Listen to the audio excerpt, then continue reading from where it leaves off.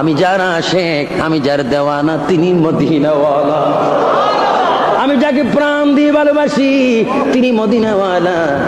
একদিন হঠাৎ করে শুনি কে যেন আমাকে বলে, ওয়াইস করুন রে, যেই নবীর উপরে ঘরে বসে বসে দুরূদ শরীফ পড়ো, উহুদের ময়দানে ওই নবীর দান মোবারক শহীদ করে দিয়েছে। এই খবরটা শুনে দেরি না করে আমার বড় একটি পাত্র হাতে নিয়ে আল্লাহর নবীর দান মোবারক ভেঙেছে শুনিয়া আমার 32টি দন্ত আমি ভেঙে ফেললাম। এমন ভাবে ভাঙলাম একটা দাঁতও আমি রাখলাম না। হঠাৎ করে দেখি বুকটা ফুলে গেল, রক্ত বাইর হতে লাগলো, ব্যথায় অস্থির হয়ে গেলাম।